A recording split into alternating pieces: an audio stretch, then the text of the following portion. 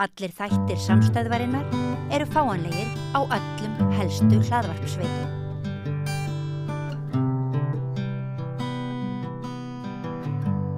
Komið sæl og verið velkomin að Rauðaborðinu. Ég heiti Oddný Eir og til minni komin góður gestur til að ræða svolítið mikilvægt málefni í dag. Það er nú gervigreindin. Við erum svolítið fjallað gervigreindin hérna við Rauðaborðið, en núna í tengslum við myndlist og höfundarétt og hugsanlegar kannski falsanir og hagsmuna mál myndlistamanna. Það er Hlynur Helgason, myndlistamaður, dósent í listfræði í Háskóla Íslands og varaformaður Sambands íslenskra myndlistamanna. Þú hefur dálítið þú hefur aðeins látið heyra í þér varðandi gervigreindina, að það sé hugsanlega eitthvað þurfi pínulegt að pæla í höfundaréttinum og eins og þetta er nú gaman að íta og takka og búa til myndlist með gervigreinda, þá sé eitthvað það þurfa aðeins að staldra við eða hvað.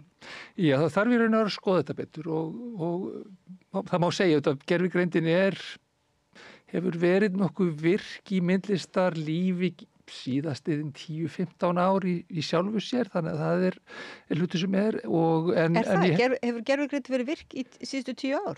Já, ég meina auðvitað gervigreindin, fyrstu myndir voru gerðar með, ég vil nú sjaldan segja gervigreind, en ég vil frekar nota ykkur önnur hugtök yfir þetta af því að gervið og greindin eru hvorugt rétt hugtök. Nei, ok. Mér fannst mjög gott daginn þegar að í viðtal við Jeanette Winterson sem hefur dálítið tjáð þetta breska rithöfund, þar sem hún vildi kalla þetta alternative intelligence og ég held að fændi vel ágætlega hér bara annars konar greind, af því þetta er í raun og veru þetta er fellur ágætlega inn í svona hugmyndur ómennsku, ekki í neikvæðu merkingunni, heldur bara eitthvað sem er annars konar og fungerar á öðrum forsendum, af því að í raun og veru þetta er annað svið, hvalir eru með annað svið í greind, eða plöntur eða hvaða svið sem viljum skoða, og þetta er þannig í raun og veru, þetta hefur ekki mennsk einkenni þó að þetta hafi þykir stundum hafa mennska ásjónu. Ok, þannig að þetta er bara eins og maður hefur heyrt talað svepparíkið, hvað það er gríðarlegt kerfi í sveppakerfinu eða sveppalífríkinu eða svoleiðis, og einmitt kvölunum, og að þú ert, og þið Janet viljið tala þetta svona jákvæðan hátt, þetta að gervigreindi sé svona... Já, að sumu leyti Einhverju leyti lífrænt. Já, þetta er lífrænt,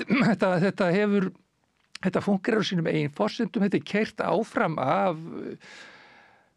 mismunandi forsendum líka, við vitum það, og það er eitt af því sem að getur sagt að það sem að vekur minnstu áhyggjurnar hjá mér eru svona helstu markaðslegu forsendurnar í myndbirtingunni. Já, þetta var nú svo það sem vekur mestu áhyggjurnar eða minnstu áhyggjurnar? Minnstu áhyggjurnar? Já, því við getum sagt það að gagnvart skapandi myndlist, að þá er ennþá, þetta er eins og þá sem þekkja til, hugsaðu þér Photoshop myndir 1992 eða internetlist sem var gasalega mikið í tísku, sem var algjörlega fáfengileg. Og ennþá eru við með þetta sem er að gerast hér núna, það er það að þegar maður fyrir að skoða kerfin, ef við skoðum þessi myndkerfi, kem kannski inn í höfundaréttinu á eftir því það er með mjög ákveðna skoðun, en myndkerfin sjálf eins og þau virka, að þá eru þau aðalega gerð til þess að búa til einhvers konar ljósærða blondínu sem er brosið framan í því fremst í myndinni. Ok, en byrju myndkerfin, bara það hugtak þessi kerfi sem verður að prómótera og selja almenningi og reyna að fá almenningi til að kaupa áskrift að, það eru kerfi sem það sem fólk er aðalega að búa til einhverja Game of Thrones senu, einhverja sérkennilega víkinga með horn eða einhver supermódel án þess að þurfa að ráða supermódel í það. Ok. Þannig að það líka við nasískur undirtótt. Já, líka þetta er svona takmarka myndsvið sem að þú ferð inn á spjallhræðina sem ég var að skoða fyrir nokkru gervigreindina. Þar er módelið með 5 fingur, það var megin vandamálið í sjálfu sér, eða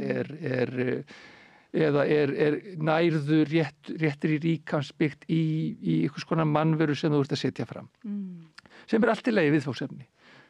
En síðan ertu með allan hinn myndheiminn sem fær minni athygli en sem notaður samt inn í þetta og hægt að nota, en hann er minna svið og minna fókuseraður. Og eins og í eigin myndlist þá, ég byrjuði þetta að skoða höfundaréttin, svo fór ég að keyrði bara upp eitt af þessu frjálsukerfum sem það þarf ekki að kaupa inn á server hjá mér og hefur verið að prófa hann og þar er ég að nota að gera á áhugaverðan hátt finnst mér myndir sem byggja á því að keyra listfræði og heimspekitexti í gegnum kerfin. Já.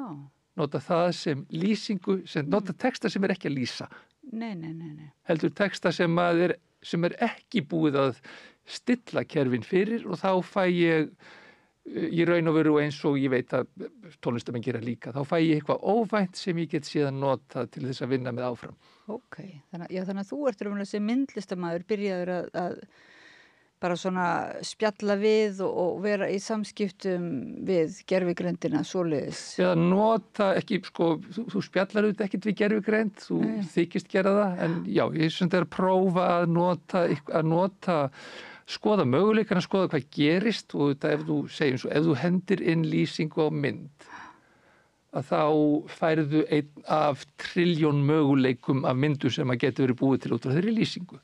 Þannig þegar fólk er að búa til myndir sem eiga að gera eitthvað ákveðið að þá þarftu að fara í mörgum skrefum. Þetta er eins og að búa til hvað sem er annað í raun og veru. Ef hönnuður er að búa til einhverja myndlýsingu sem hann ætlar að nota, þá tekur þann hálfan dag að gera eitthvað að viti út úr því. Já. Það er ekkert sjálfvirt í þessu þó svo að fólk haldi að það sé eitthvað sjálfvirt.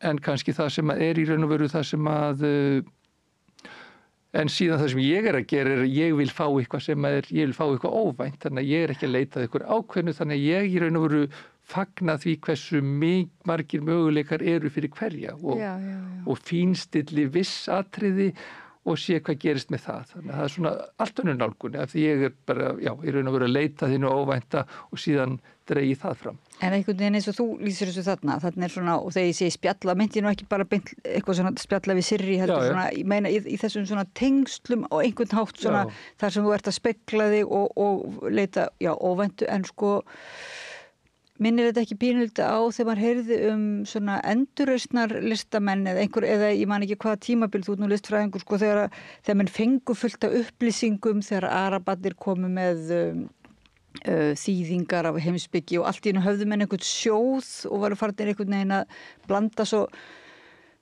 spegla sína þekkingu við aðra texta og myndmál og munstur og svoleiðis. Þetta er þetta ekki svolítið svoleiðis endurreisnar stemning þar sem er allt í einu bara komin eitthvað ofbáðslegt arkíf og sjóður af þekkingu og myndmáli og sem að þú getur verið að leika þér með? Jú, en þú getur sagt ef þú tekur, gervigreindin er einhvers konar meðaltalsdæmi þannig að hún býr til eitthvað meðaltal alltaf úr einhverju sem þú ert að biðja en þú færðu þetta mikið af gögnum en ég meina, ég get alveg fengið það sjálfur á netinu ef ég vil gera það en auðvitað er gervigreindin, hún getur sagt það að þegar þú ert að þjálfa, við þarfum að hugsa það alltaf, þegar þú ert að þjálfa gervigreindar myndforrit þá ertu kannski með 100.000 myndir. Þú ert trúlega með hóp fólks í Bangladesh í því að merkja við hvað er á þessum myndum. Og þegar þú komið eitthvað grunn fyrir það að þá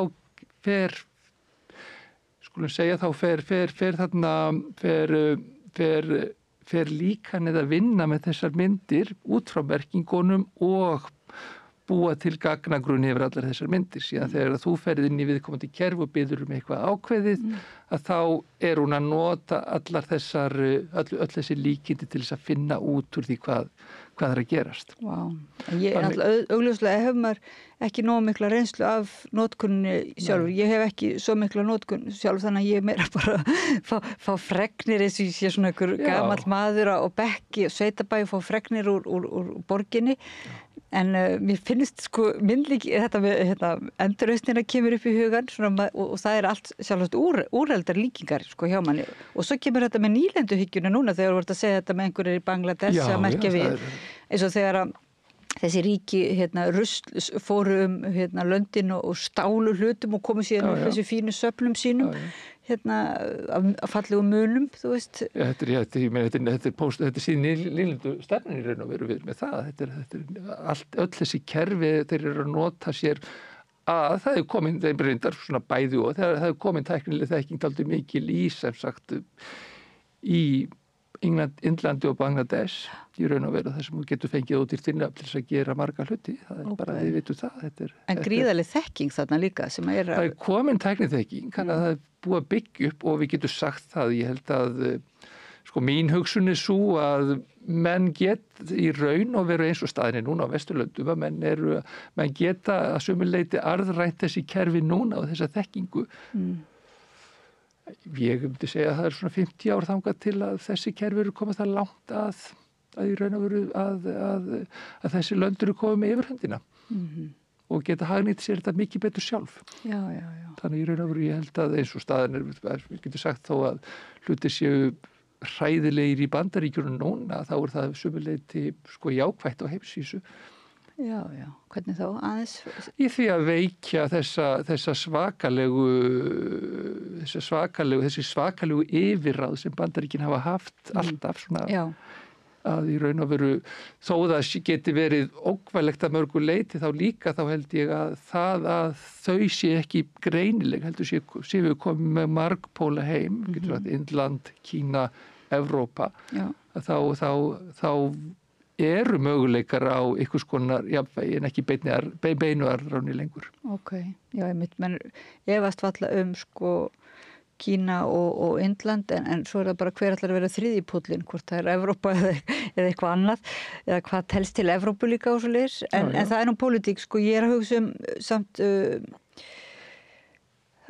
þú ert sko, listfræðingur, þú ert myndlistarmaður, svo ertu í hagsmunasamtökum myndlistamanna og getur líka litið á þennan málaflokk þaðan sko, vegna þess að þú ert að segja að þjóð, kannski slímsins og evróskar þjóðir muni kannski ekkert fara svo illa eða hvað en það er kannski en hvað með eins og myndlistafólk og höfundaréttin, hafið þið dálítið pælt í þessu? Við höfum pælt dálítið í þessu og þetta er í raun og veru það sem er sko, það sem er það er tvö atriði sem að eru kannski snerta hagsmunamál myndhöfunda, við skulum fara út í það því þetta er beint að það er auðvitað það að höfundaréttar löggjöf hún er auðvitað algjört spagetti hefur alltaf verið af því hún er svo mismunandi milli landa en svona á síðasta áratug svona 2018-19 þá var höfundaréttar löggjöf í Evrópu veikt hún var gerð veikari sem að í raun og veru skapaði minni tryggingar þegar að menn fóru upp úr því að þjálfa þessi myndhöfundaforrit að fyrir vikið þá það sem væri eðlilegast finnst okkur er það að þegar verið er að draga alveg gífulega mikið af myndum inn í myndforritin og þegar verið er að halda merkingum á þeim þau eru tögguð með viðkomandi höfundi þetta er allt skráð, þetta eru tölvukerfi, þetta er gert á hlutirnir eru ryksugaðir en þetta eru gögn sem eru ryksugaðir þannig að þau eru öll merkt og okkur finnst að þessi gögn að það eigi að koma eitthvað svipað og fjölís þar sem að fólk getur notað getur sótt í og ljósitað myndir upp úr bókum eins og það vill í þágu kennslu á Íslandi en það fer ákveðin peningur inn í myndhöfunda, inn í myndstef fyrir það. Og okkur finnst það í raun og veru fyrir þessi nýting á þessum myndum. Því ef þú ætlar að búa til forrit sem getur líkt eftir listaverki að þá þarftu listaverkinni. Það dugur ekkit að vera með eitthvað kits. Þú þarft alveg listaverkinni það og í raun og veru og það er allt í lagi innkoman ef þú ert að nota listaverk inn til þess að mögulega líka eftir þeim að þá þarf í raun og veru fyrir það því þetta er ekki beinvísun, þetta er magnvísun að þá þyrfti að koma einhverja greiðslur inn í höfundaréttarsjóði myndlistamanna sem væru þá heildargreiðslur og væri ekki að telja öll listaverk eftir Hlyn Hallsson sem fer hérna inn heldur myndur eða Hannes Lárusson eða Rúri heldur myndir í raun og veru bara það kemur maðgreiðslu og síðan getur veita styrki út úr sjóðum gegn þeim greiðslum. Okkur finnst það vera mikilvægt. Hinn punkturinn að þegar að fólk að nota þessi tögg eða þessi merki sem að þeir búið að merkja myndirnar, þegar fólk að nota samsvarandi merki til þess að keyra myndina út. Þannig ef þú biður ljósmynd af gjörningi í stíl Rúriar, að þá yrði það skráð og þá fengi Rúri 0,01 cent eða hvað sem að þú færði á Spotify fyrir nótkunarlagi. Þá yrði það í raun og veru líka skráð. Það náttúrulega myndi því að það líklega flestir myndu þá sleppa því að minnast á að þetta væri í stíl við Rúriar. Ef þú vilt fá eitthvað í stíl Rúriar sem að fólk margir minna við sjáum fullt af fólki að kalla eftir myndum að sér það í stíl ekki Rúriar reyndar og enda myndur ekki fá neitt út úr því eins og af því ég efast að neitt myndlistamaður nema kannski Magnús Kjartons sé nægilega vel takkaður til þess að það sé hægt að nota hann. Ég meina, ég prófaði að keyra á kerfin þekkta grafíska hönnuði frá Frakklandi frá 4. áratugnum. Kerfið veit ekkert hver þeir eru. Þannig að það ekki búið að taka hana því enginn hefur haft nægilegan áhuga á það til að setja það inn, meðan að myndlistamenn eins og svona samsvarandi, þetta eru myndlistamenn sem eru á svipuðu tíma, eins og Sonja Delanois sem að hefur bara orðið þekkt á síðustu 20 árum, að þú færði eitthvað í stíl hennar ef þú biður það. Þannig að þetta er svona áhugavert að skoða gloppurnar í kerfunum, en þetta á eftir að lagast líka, en svona, þannig að það væri fullkomlega eðlilegt að það gert. Þú mátt í raun og veru, og í höfundaréttarlögum það nokkuð skýrt að þú mátt gera hvað sem í stíl hver sem innan vissara marka, þó íslensk löggi hafi stundum verið aðhaldssamari. Það í raun og veru það hafa fallið dómar hér þar sem að málari málaði verk í stíl annars myndlistamanns merkti sínu eigin nafni og það var dæmt sem fölsun sem mér finnst alltaf dálítið skrítið því að í raun og veru máttu stæla hvað sem að mér vitandi. Svo fremur sem þú setur ekki merkingu þess sem þú ert að stæla undir því þá var það fölsun en hún leið þú stælir, en ef þú stælir eitthvað og merkir það þínu eigin þá er það bara tiltölulega ófrumlegt sennilega afar verðlítið verk. Já, þetta svolítið sérstætt að það hefur verið dæmt sem fölsun ef það hefur verið... Eitt af fáum dæmum á Íslandi fölsun einmitt það sem einhver stældi kópíraði verk eftir ákveðin myndlistamann og merkti það sér samt, þannig að það var ekki að reyna að falsa. Var ekki að reyna að falsa sem sagt, hann í raun og veru stældi höfundarenginn mjög vel. En falsaði ekki undirskriftina. Nei, af því það náttúrulega góðir falsarar innan gæsalappa, þeir falsa náttúrulega líka undirskriftina og fara létt með það. Við getum sagt það í svona hefðinni, við getum sagt að svona hefðbundin til dæmis listamenn í alla söguna að þeir í raun og veru þeir voru að vinna teikningar og skissur sem þeir seldu oft eða var beðið þeir merktu aldrei teikninguna og skissuna fyrr en að við sölu. Já. Þannig að þá var verkið orðið staðfest af myndlistamanninum og í raun og veru þá var það hætt að vera 50 króna verk í það að vera 5.000 milljóna verk eða hvað það var. En þetta signatúr, þessi undirskrift náttúrulega sem að skiptir miklu máli og eins og í er ekki gullbransanum líka, þá er þessi litli stimpill sem segir að þetta sé ekta gull og svo leiðis þetta ykkur svona... Og staðfestast af ykkurum í raun og veru, Já, og þannig að núna eru höfundar og myndlistarmenn að berjast í þessu það ekki, þá með lögfræðingum að vita hvort að maður ekki kom inn þessum merkingum, þannig að það sé einhver, þannig að það fylgi í þessum hafsjó eða hvað má heita þessu, að það fylgi þessar merkingar. Já, ef þú hugsaðir myndlistarheiminn núna þá merkingin og hefur lengi verið reyndar en hún ég meina þú horfir á svona hún ansi merkilegt lykilatrið. Þetta Marx hefði alveg, hér hann hefði elskað þetta dæmi og þetta hefur alltaf aukist. Það í raun og veru þetta blæti sem fylgir höfundarmerkingunni sem dálítið merkilegt og hefur alltaf aukist eða við sjáum það til dæmis að þegar að $3.000 verk af Kristsmynd í safni eftir óþekktan endurreistarmann er allt í einu merkt Leonardo da Vinci, þá það orðið 3.000 milljóna virði. Já, einmitt. Bara á einu andartaki. Já. Nákvæmlega sama verkið, nákvæmlega eins. Eins og bara einhver flís, einhver gömul, svona stubbur sem ef hann er talin vera, ef hann er merktur að vera úr krossi Krist, þá náttúrulega hann meira hérna. Já, það er þetta uppalega hugmyndin af blætinu, er það sko, það er þetta. Eða eins og mér finnst alltaf góð sagan sem einn vinnur minn saði mér sem sagt eða var júgóslavnísku listamaður þegar hann fluttið til Vestur-Evrópu og sem sagt góður vinnur hans var Poltin sem var sem sagt forstjóri Moderna Múseils og sem sagt Pompidou-safnsins í París. Sem sagt árið 66 hélt Andy Warhol sýningu í Moderna Múseið í Svíþjóð, gerði fullt af Brillo sápukössum sem voru svona búnir til úr krossvið og stenslaðir. Það voru ekki nógu margir fannst honum, þannig að þeim var öllum kössunum sem höfðu verið sérsmíðaði fyrir sýningu voru pakkað inn í bara geymslu og hann keypti bara fullt af bara Brillo sápukössum í staðinn og sett upp bara í staðinn fyrir að þá þóttist ekki einu sinni bara að vera að stæla það og sett upp innsetningum með þeim. Dálítið merkileg sýning og Pontin, hann fékk þessar sko, hann Warhol gaf honum þessa krossviðakassa. Já.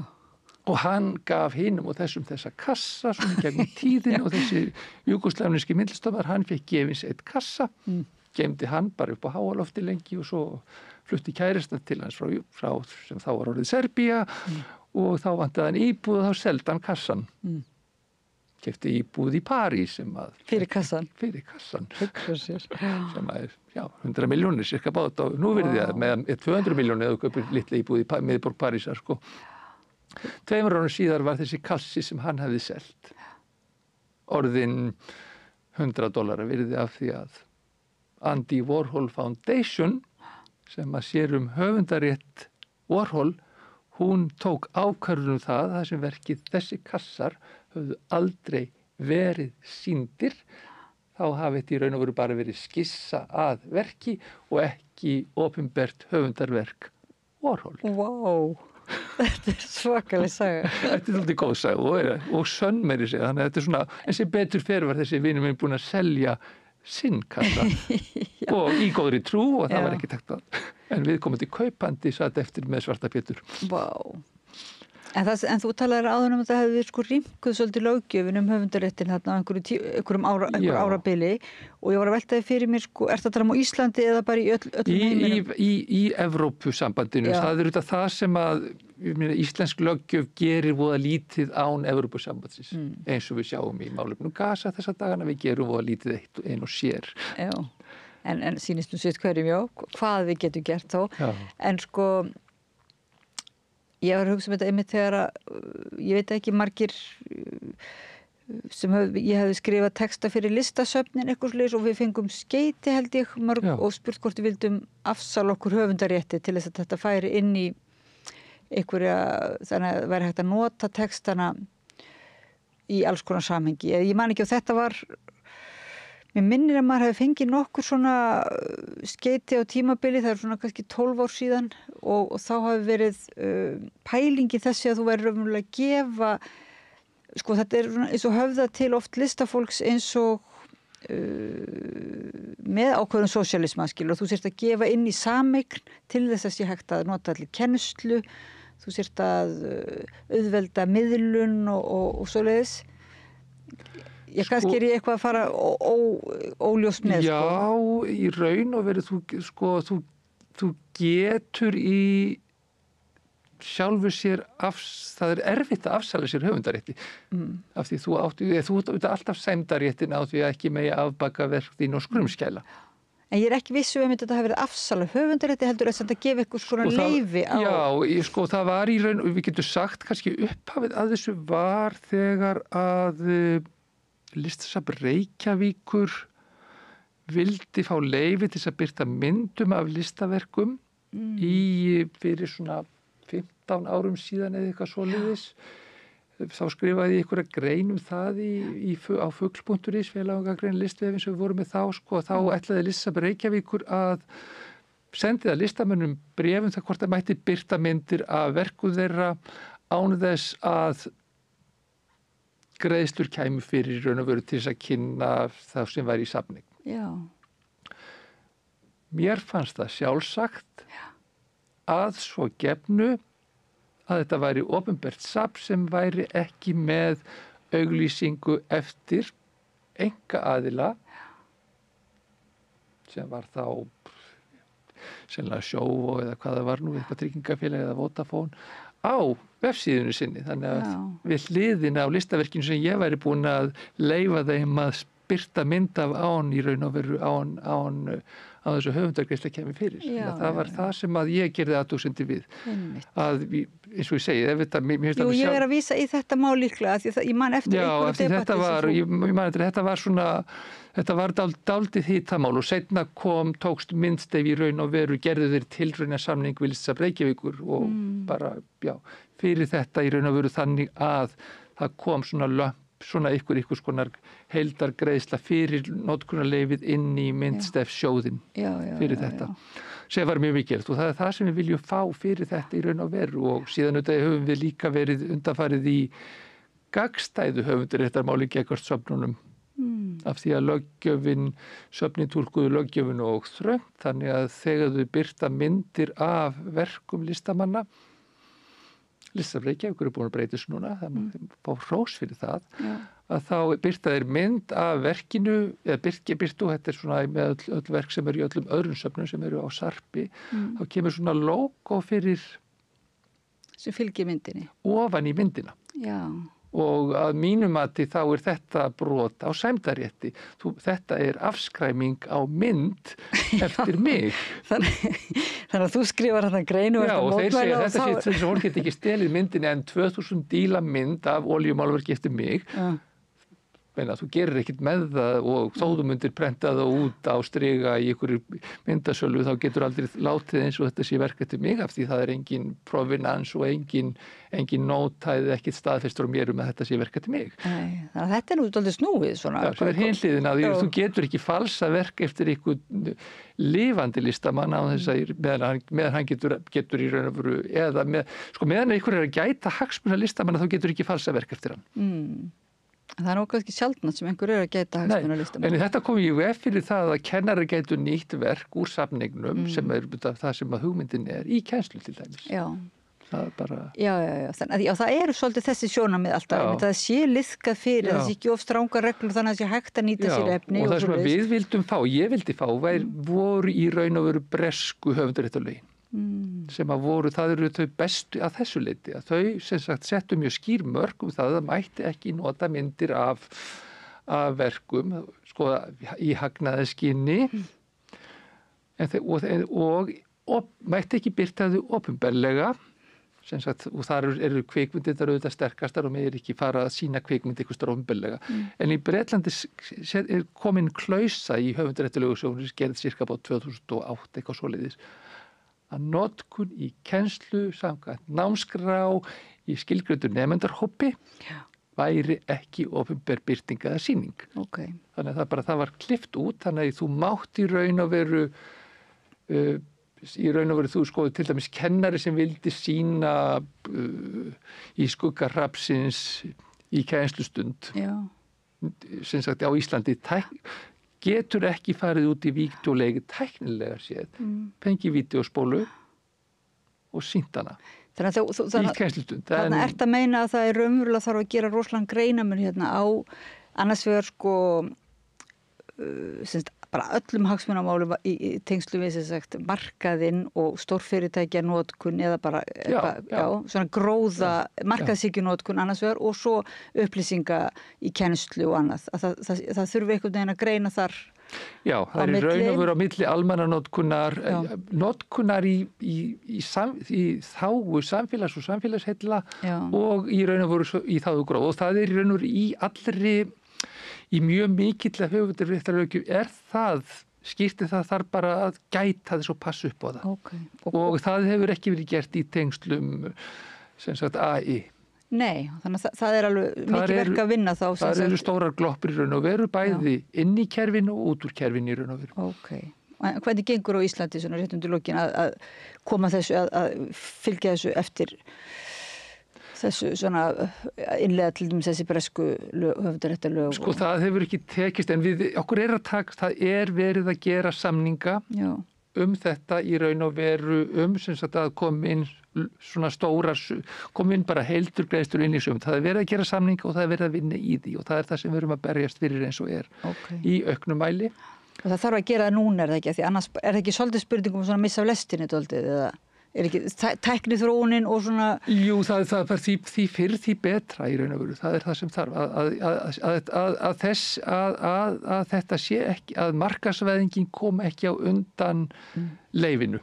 Já, akkurat. Já, við erum svolítið bara þar, er það ekki? Við þurfum aðeins að markaðsvæðingin og heimsvaldastefnan þess vegna og svolítið sé ekki á undan okkar almannahagsmunum. Og í raun og veru, og það þetta alveg sjálfsagt og eins og ég segi, þessi gervigreindar hugbúnaður og forrit, ef þau eru notuð af ábyrgð, þá eru þau ansið mikill akkur fyrir myndlistamenn til dæmis eða hvert sem Og fyrir kennslu, er það ekki? Fyrir kennslu og fyrir hvað sem sko bæði gervigreindin, ef við förum sérstaklega við hana, þá er hún það, ef þú notar það á ábyrgan hátt og veist hvað þú ert að gera, það er þetta kannski hætturnar við gervigreind það þegar að fólk fer að til dæmis að sko það þarf að kenna fólki annmarkana og það sem gífurlega mikið gervigreindin allstaðar og fólk veit ekki af því eins og mér nefna alltaf sem dæmi að þegar ég tek mynd í þennan síma að þá tek ég 3 myndir á síman minn. Já. Og það geymdar upplýsingar 3 myndir og síðan get ég bara að raða þessum 3 myndir saman ef ég hef þekkingu til þess. Þannig að það er engin frummynd úr þessum síma og svo kemur ykkur myndur sem byggir að þessum 3 myndum. Þannig að gervigreindin þegar að vinna bara í almannatækjum og síðan þegar fólk svo þú segir, þú byrjaðir hérna í spjalli við gervigreind að það raun og veru, þar allt falsað og það til alveg fullt af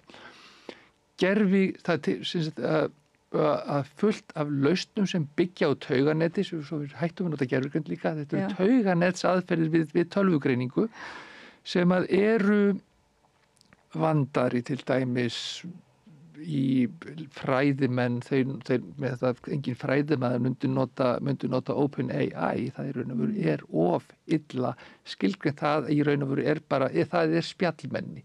Það eitthvað sem það eins og að fara að tala ykkur alvarlega hluti á bódega eða eitthvað svoleiðis, þá ertu bara komin í spjall, það ber engin ábyrgð á neinu sem maður segir í sjálfu sér og það það sem þetta dægðardöl, en síðan ertu með sérhæfð gervigreindar forrit sem byggja á tungumálinu, fyrst við erum farið þangað sem að svona forrit sem að til dæmis gefa þér alltaf upp heimildirnar og það getur ef þú ert að nota þau, þá getur þú farið í gegnum þér, þú getur tjekkað á heimildunum og ef þú spyrð ykkur spurningar í þannig forriti, þá sérðu að einstaka heimild ábyggileg. Mjög margar eru bara einhverjar vefheimild sem raun og ekkert að byggja á. Fer ekki sko þín kennsla eða þín, þú veist, listasagan og listfræðin og það fer ekki svolítið eiginlega nýja merkingu núna þar sem að myndlestur svolítið mikilvægur fyrir okkur öll, sko varðandi bara falsfréttir og falsaðar upplýsingar. Og tæknilestur, sko. En mér finnst alltaf gaman að fjalla það sem að sko út frá ljósmyndasögunni að fyrsta svona sannarlega falsaða ljósmyndin var framleidd 1840. Já. Sem fræg mynd eftir Bayer, þar sem að hann gerir ljósmynda sjálfum sér sem drukknuðu manni. Vá. Sem að var í raun og, hann var ekki drukknaður og var en hann bjóð til mynd sem í raun og veru gaf það yfirbragð að... En lét það getið eða? Var það merkt á myndinni? Sko, hún heitir það núna, ég veit ekki hvað var gert í þá daga. Hann var svona hann var í þunglindi yfir því að enginn vildi kaupa ljósmyndatekni sem hann hafði þróað og gerði, þetta var síðasta myndi sem hann gerði með þeirri tekni og þú gast ekki gert, hann gat ekki búið til sjálfsmynd með þeirri tekni nema af drukknuðu manni af því að myndatakan tók hálftíma. Ok. En það hérna... Og samsettar myndir með svona Photoshop aðferðin voru búin til strax árið 1850. Wow. og þetta rússarnir eru þekktir fyrir alla myndirna. Það engin ljósmynd frá heilu tímaskeiði þar sem Trotskí er með Lenín. Einmitt. En það er nú eiginlega efni annað spjall sko því tíminn okkur er búin en mér langaði til að spyrja þig einmitt þetta allir þessir svona frumkvöðlar og þetta skapandi element í tengslum við tæknina þegar fólk er að þróa tæknina á skapandi hátt sko og í tengslum við listafólk að það er eins og það er mikill vaxtarbroddur í því núna en eins og í spjalli sem ég átti við Þórhall Magnússon þá kom í ljósa að sumir svona eru dálítið kannski uggandi yfir því að þeirra svona sköpunar kraftur, ég er ekki að hafa beint eftir honum, en þeirra sköpunar kraftur kannski og þessara sem voru hvað frjálslindastir og svona fóru yfir ýmsar grensur að það er kannski verið að nota svolítið hugsanlega í annarlegum tilgangi núna, eða semst bara hernaðar tilgangi og Já, bara skoðanamótandi tilgangi, það er það sem er og það er þetta hægt, þú getur búið til afar samfærindi myndir fyrir fólk sem þekkir ekki til og í þessu hraða, þú hugsaði þér eitthvað flikkurdæmi eða eitthvað svoleiðis eða Instagram, svo hraða myndheimi samtímans að þá í raun og veru þá og það sem við getum hugsað okkur að svona að þú skoðar, þú sérð bara ykkur atriði myndarinnar, þau hafa áhrif á þína tilfinningu, þau hafa áhrif á þín hughrif. Það er alltaf gott dæmi þessi sena úr Clockwork Orange sem hann er látin horfa alveg brjálæðislega mikið að myndum með og getur ekki komist hjá því að horfa á þær mjög hratt, þá fær hann bara hugmynd myndirnar, þau hafa áhrif á hann, þau fá hughrif, hann man eftir þeim á þess að mun eftir þeim. Já. Þessi mýta sem var á tímabili til dæmis að kókauglýsingar væru settar inn í 5 ramma við og við í meginstraums kvikmyndum og það virkaði. Það er sann að það virkaði ekki en þetta er samt hugmyndum það í raun og veru. Í þessum heimi þá getur þú sett inn svona örlitlar myndir sem fólk sér í andrá á þess að hugsa út í það og síðan í óljósri minningu þá skapar þetta einhverja raunveruleikatengingu. Og þar getur þú notað mynd af einhverjum, þú getur búið til svona hugmyndaheim sem sagt og haft áhrif á hugarástand og hugarfar fólks og við sjáum það, við grunum það til dæmis að við skoðum svona áhrif á kosningar í Rúmeníu eða í Bandaríkjunum eða fleira sem eða að þar séu einhverjir slíkir hlutir í gangi. Og ég er ekki einu sinni vissum eða þegar þú ert að hafa áhrif á kosningaþáttöku í Eurovision eða eitthvað slíkt sko. Að þú ert búin að Þannig að myndlistafólk náttúrulega verður svolítið að hugsa sig kannski hvort að sköpunarkraftur hvert. Sko ég held að það erum við ekki að tala um sköpunarkraftin, það erum við að tala um klísjuna sko sem en við vitum það, mér finnst alltaf gott í dæmi sem mér finnst gott að nefna að þeir gerðu könnun á því að þeir létu sem sagt gervigreindarforrit búa til ljóð í stíl George Burns held ég að þið verið og síðan fengu þeir svona rýnihóp og þeir létu hann sem að þekkti ekki til Burns og létu hann fá ljóð eftir gervigreindarforritið og eftir Burns. Fólki fannst gervigreindarforritið skrifa betri ljóð. Já. Það er ekki af því að Burns, það er bara af því að gervigreindarforritið, fyrst að þeir skildi ekki Burns, og það gerði texta sem var aðgengilegri. Já. Þannig að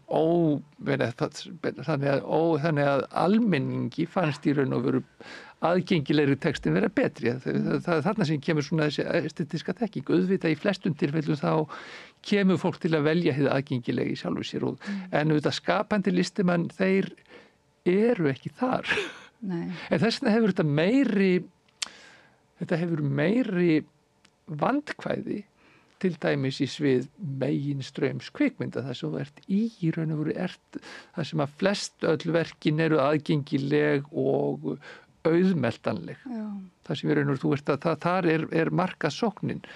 Þannig að svona þessi skiptir engum máli, ég á eftir að sjá mér að indie-heimurinn á eftir að nýta þetta og mjög skemmtilegan hátt á næstunni að það er ekki flestir sem eru að fara þangað. Nei. Þannig að þetta er flókið og þetta gerir, og þetta á eftir að setja, þetta er á þeim mörkum sköpunar og svona, og klísju eða hvað sem við köllum það svona pop sem er gamla orðið, að þar eru hætturnar fyrir þá sem í raun og veru, þeir sem að búa til eitthvað aðgengilegt, að þar í raun og veru getur gervigreindin skert, dregið úr störfum fyrir þá sem eru ykkurir sérvitringar að gera eitthvað sem er óaðgengilegt, sem að það getur sagt á mörgum elitisma, svo við tölum það, þar halda menn áhrif að vera misskildir en eru samt að gera áhugaverða hluti.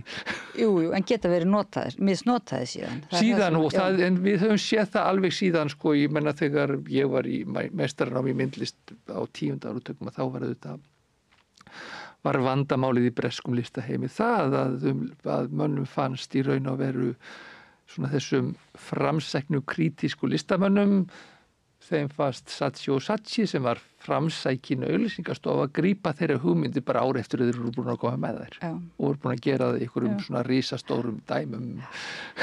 Þetta er svakalegt svið. Þetta er það, sko, þannig að þeir nutu ekki þessa, sko, í sjálfu sér en þetta er áhugavert svið þarna og þetta heldur áfram. Ok, og við höldum áfram að fylgjast með og taka þátt, einhvern þátt. Hlynur Helgason, myndlistarmaður og dósent í listfræði, Háskóla Íslands og varaformaður Sambands íslenskra myndlistarmanna, stendur í hagsmunabaráttunni.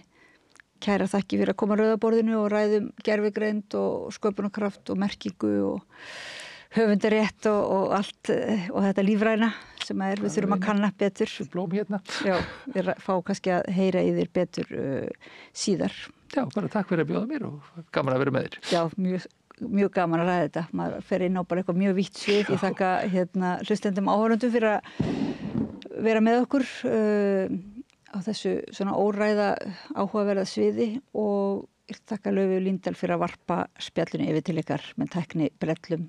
Förum í frímínútur og koma aftur af örminspori. Samlokubrauð, maltbrauð, tékkneskt-brauð, súrdeigsbrauð, brauð ársins, Bernhöfts bakari, íslenskt handverk síðan 1834.